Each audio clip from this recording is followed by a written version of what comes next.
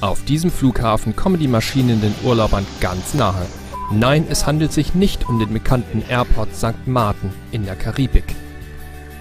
Dieser Flugplatz befindet sich in Griechenland auf der kleinen Insel Skiathos. Auch hier starten und landen die Flugzeuge in unmittelbarer Nähe der Urlauber. Beim Start machen die Turbinen mächtig Wind, eine Touristenattraktion für viele.